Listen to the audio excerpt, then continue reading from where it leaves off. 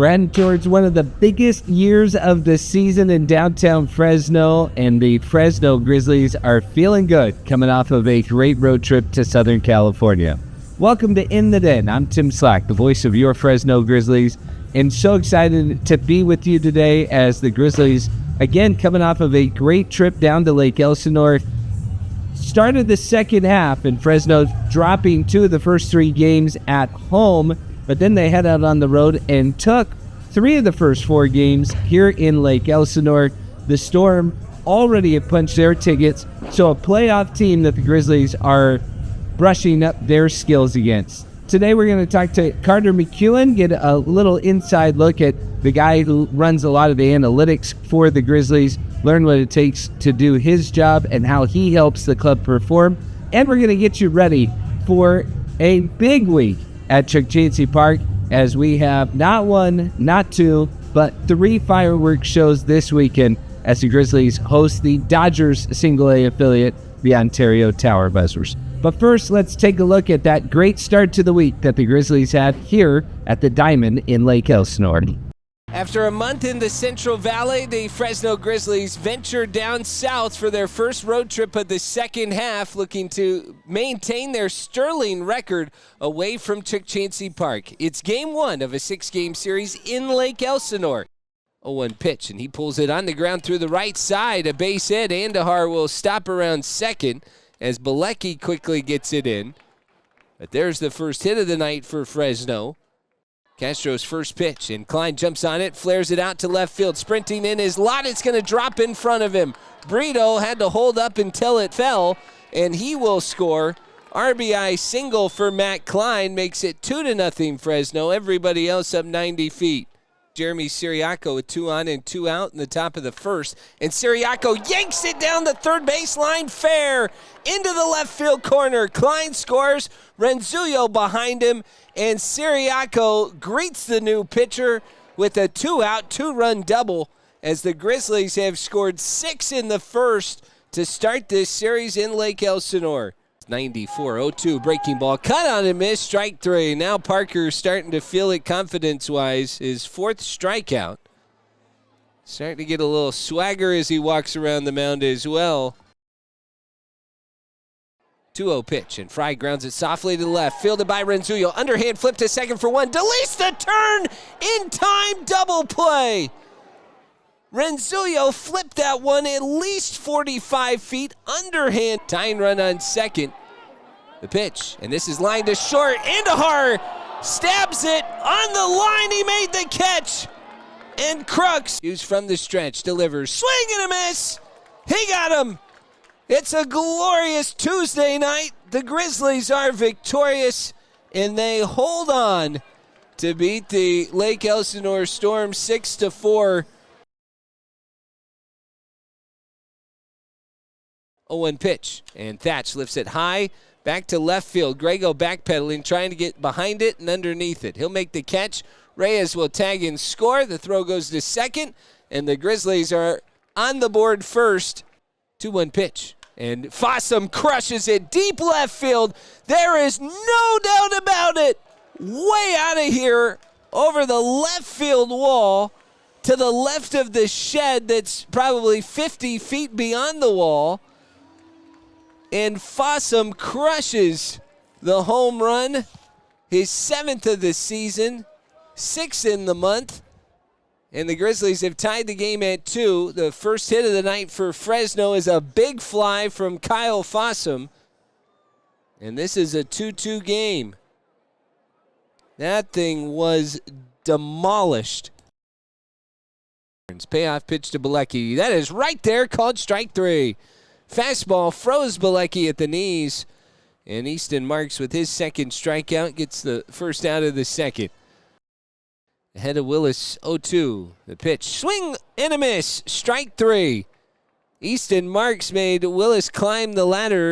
1 pitch, and he strikes one down the first base line, fair, past the dive of Willis and into the corner, and Brito can run. Reyes will score. Brito's around second. He's going to stand up heading into third. The throw gets there late.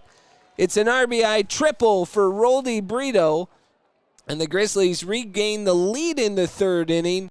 at the middle of the shin. Here comes Brito, and he steals home. Sue was on the rubber, and everybody fell asleep. Truett Madonna put his head down, and Roldy Brito steals home. 1-2 to Ocopio. Marks winds and deals. It's a high fastball. Cut on and miss for strike 3. 2-2 pitch. Right down the middle from Marks. Called strike 3. 94-mile-an-hour fastball. And Fry frozen. 2 outs in the 5th. Marks delivers. 1-2 pitch, and he got him on a check swing on a slider in the dirt.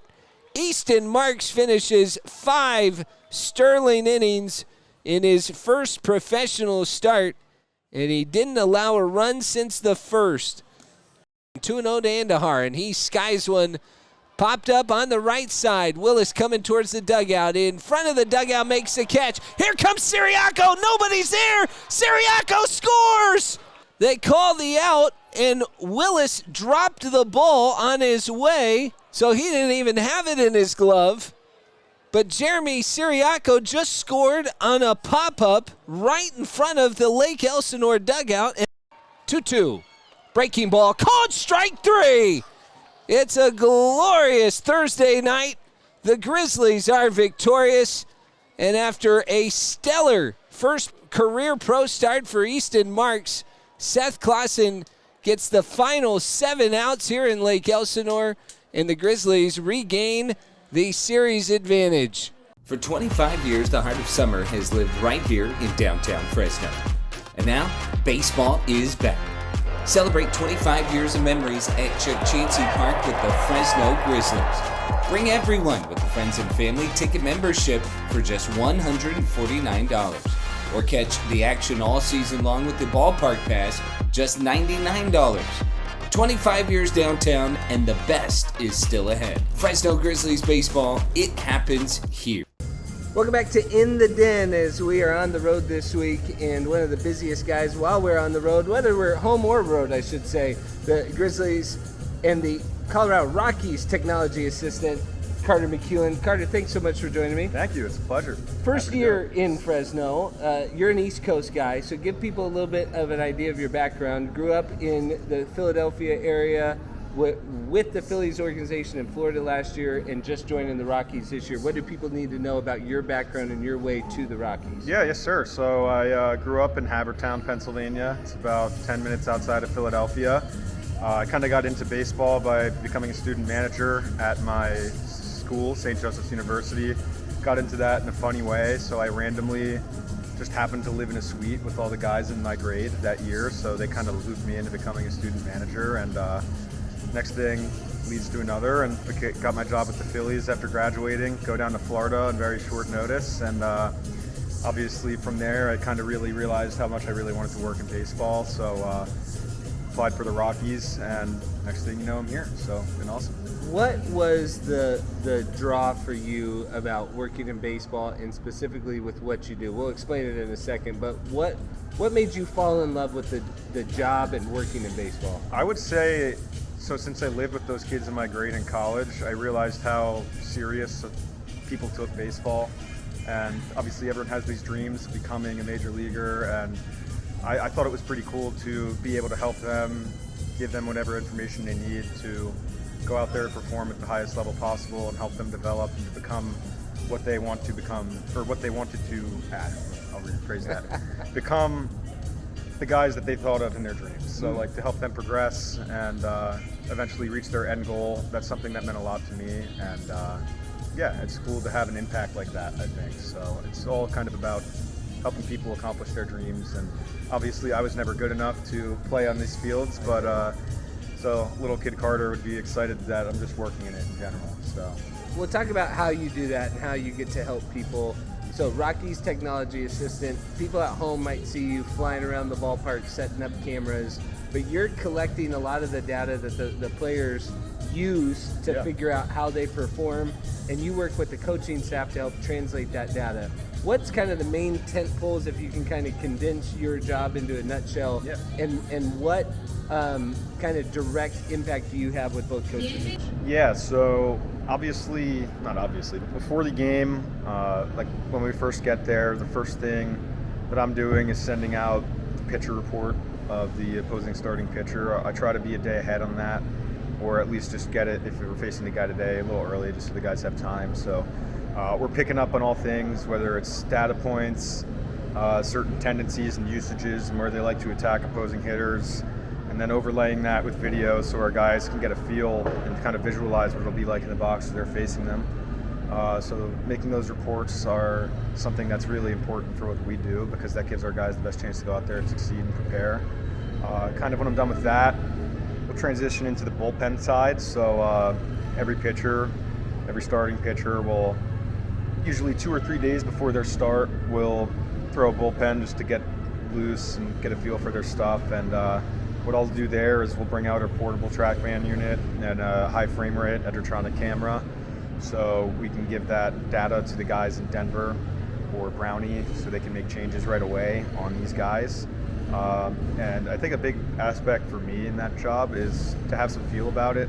There are a lot of people in this org that have been in this game for a lot longer than I have, so my job isn't necessarily to tell the players what they're doing, it's to tell the coaches to tell the players what they're doing, because they have the experience in obviously translating and relaying this information to players and applying it to their game.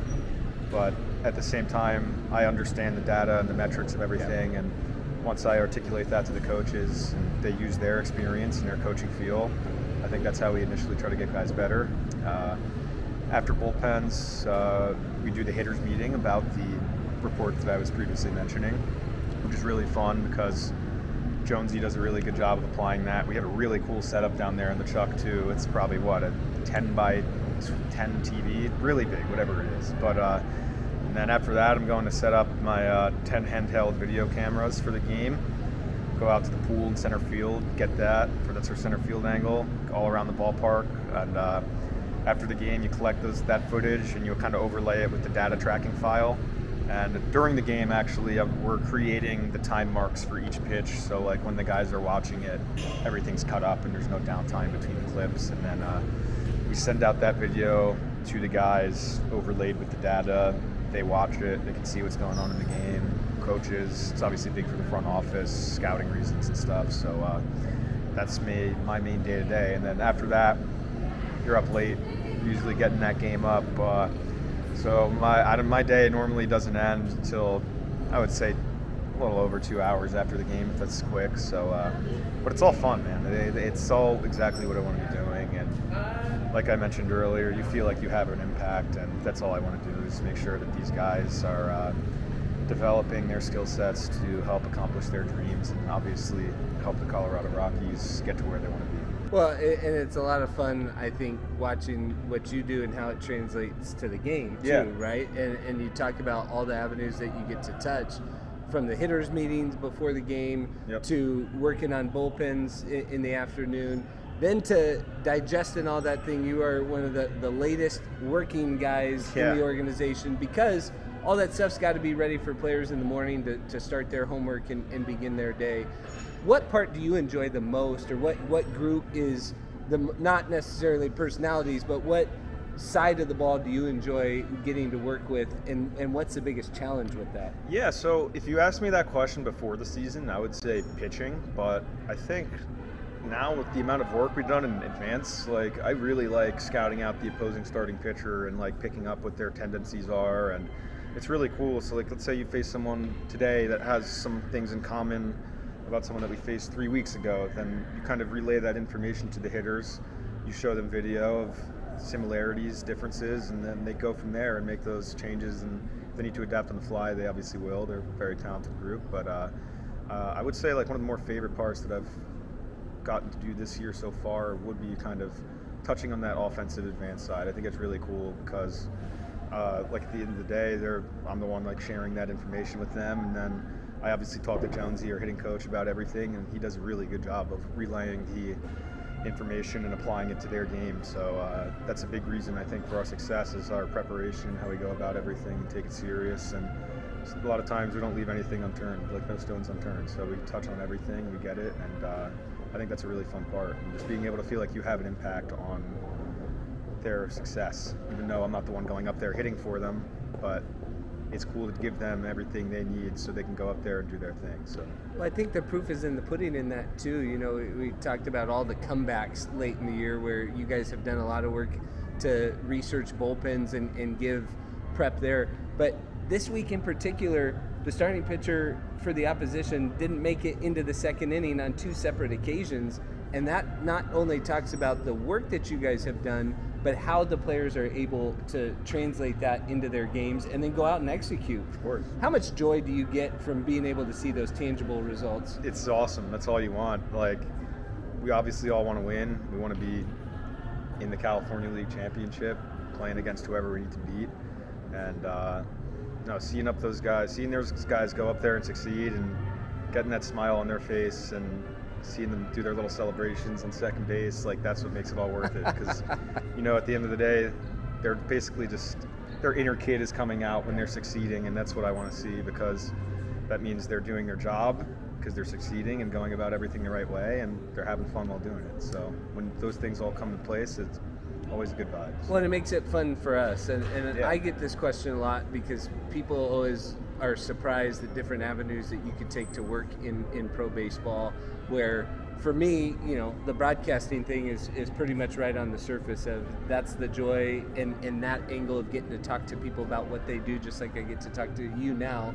For you, what is the dream down the road? What has that baseball dream turned into for how you might be able to continue using these skills? Yeah, like I mentioned earlier, we touch on a lot of things in our roles here, so I feel like there's a lot of avenues I could go down. And I think the big thing for me is I just try to be a sponge and absorb as much information as possible. Like, I'm incredibly lucky when we have coordinators come in, like Nick Wilson, Matt Daniels, to be able to pick their brains. They're some of the smartest people in the sport, and it would be, if I could know a tenth of what they know, it'd be really good for me. So in terms of like what I necessarily want to get into, like, that's always up in the air. So I always just try to keep an open mind, and if roles fit and if I feel like I'm a good fit for something, like, then I'll put my foot in the door and try to push the envelope there and, like, get some expertise and experience in different regards and avenues. But yeah, I would say my end goal would probably just to be,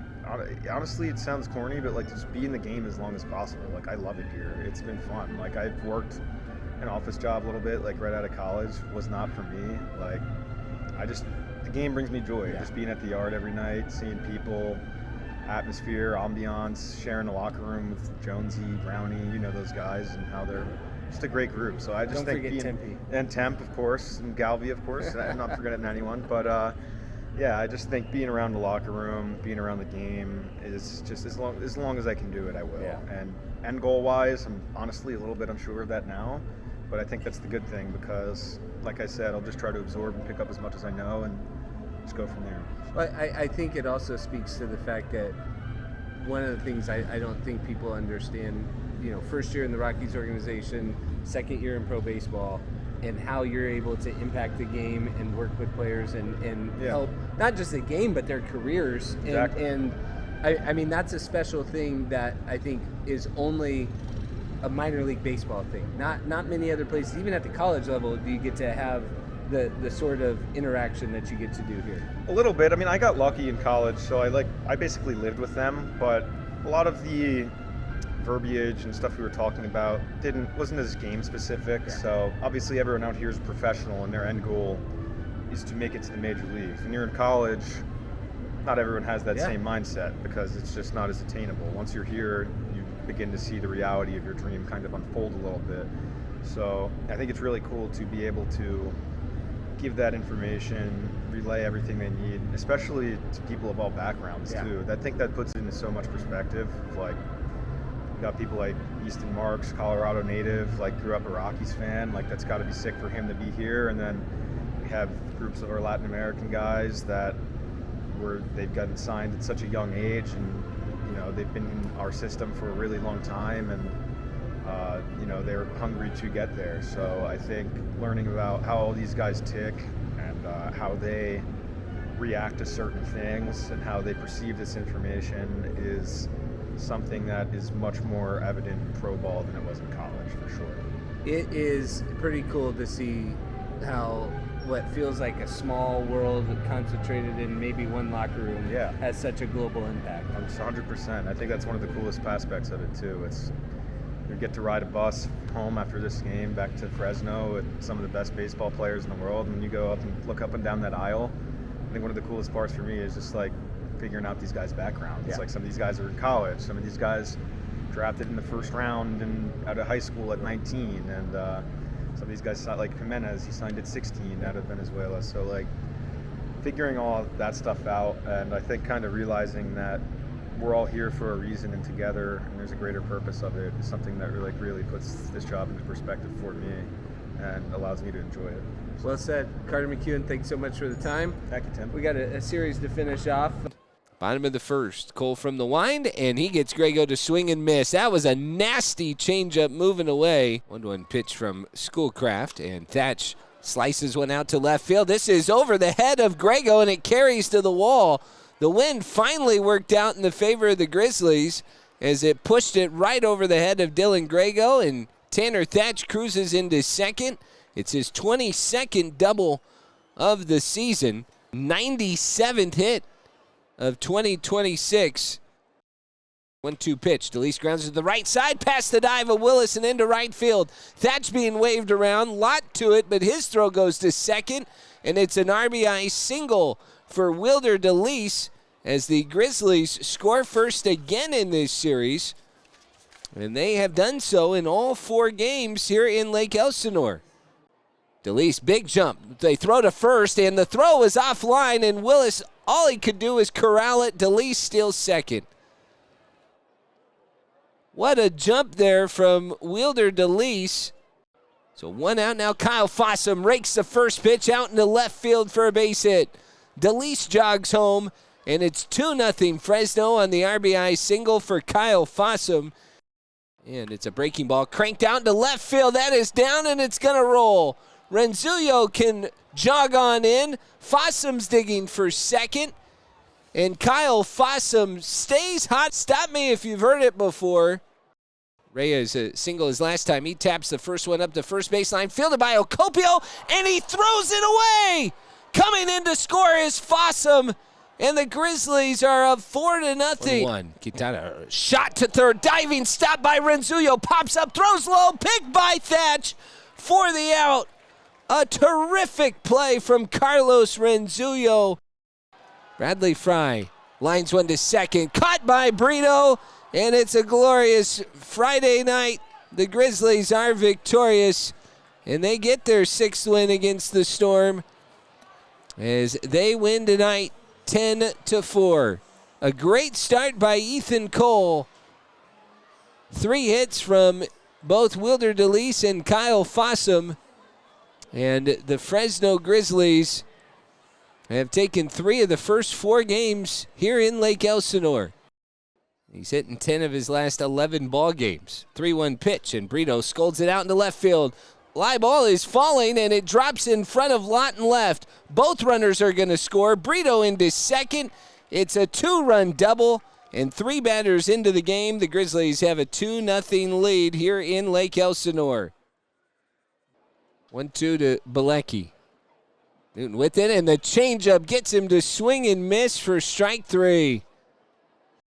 The pitch is lined out in the left field. Lott racing back, and it's over his head. 2 runs are going to score. DeLeese digging for second will stop with another 2-run double for the Grizzlies. Wilder DeLeese, a 2-hit night, and Fresno is up 9-1 here in the 7th. 0-2 pitch, swing and a miss, and Hughes strikes out Grego, and Lake Elsinore down to its final out tonight. Hughes 2-2 pitch. Ocopio swings and misses, strike 3. Griff Hughes slams the door, strikes out the side in the 9th. 5 Ks over 3 innings, and it's a glorious Saturday night. The Grizzlies are victorious. They beat the Lake Elsinore Storm 10-5.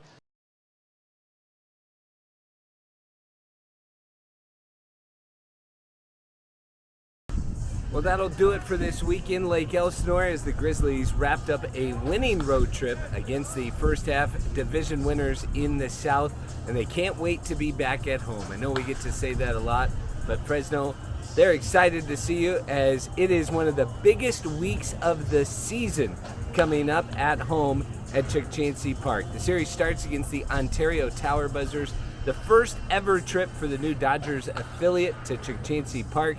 That starts on Tuesday night, a 6:50 first pitch, and we'll also have 6:50 first pitches on Wednesday and Thursday. Of course, Estrella Thursday night, but it is the start of a big fireworks weekend on Thursday as well, as we will celebrate 250 years of America, post-game fireworks celebration after the game, and that's just getting started.